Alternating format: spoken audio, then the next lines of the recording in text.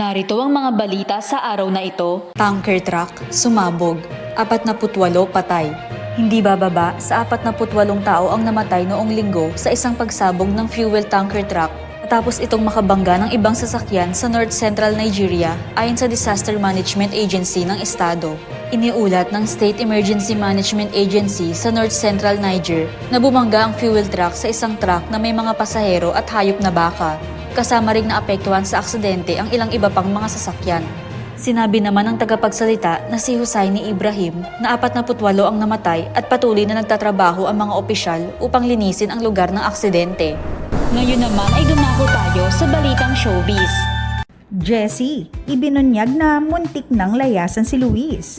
Ibinulgar ng aktres na si Jessie Menjola sa kanyang YouTube vlog na muntik niya nang iwan ang asawang si Luis Manzano dahil nagkaproblema sila nito. Pagbabahagi ni Jessie sa Truth or Dare Challenge kasama si Luis nang matanong kung pwede niya bang ikwento ang pagkakataon kung kailan niya muntikan ng iwanan ang mister.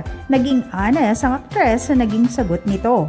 Say niya, nagpaalam na talaga ako kay Momski noon. Sabi ko, Momski, hindi ko na po talaga kaya. Mahal ko po kayo. Pero hindi na po ako pinapakinggan ng asawa ko sa totoo.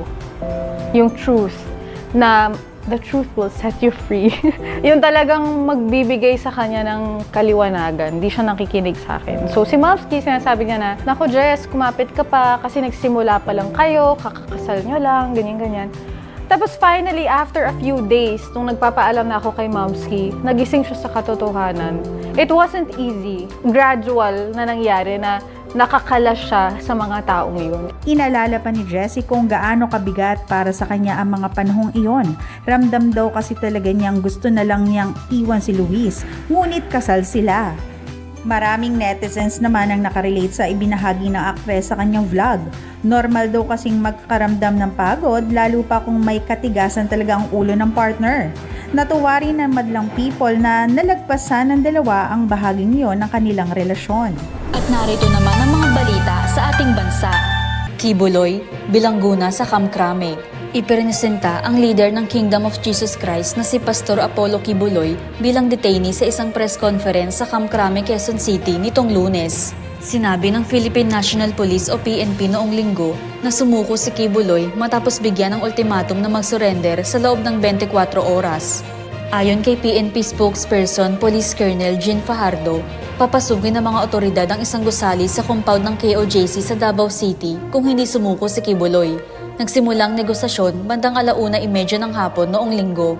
Magugunitang sumuko si Kibuloy sa Intelligence Service and Armed Forces of the Philippines bandang 5:30 ng hapon. Kasama na rin ngayon sa kustodiya ng pamahalaan sina Jacqueline Roy, Ingrid Canada, Crescente Canada at Sylvia Simanes. Dinala si Kibuloy sa Kamkrame sa Quezon City bandang 9:00 ng gabi. Ayon kay Attorney Israelito Torion, Legal Counsel ng KOJC, nagdesisyon si Kibuloy na sumuko sa mga pulis at militar upang matigil ang sinasabing karahasan sa compound ng KOJC. Ako si Jenny Rose Albason, nag-uulat.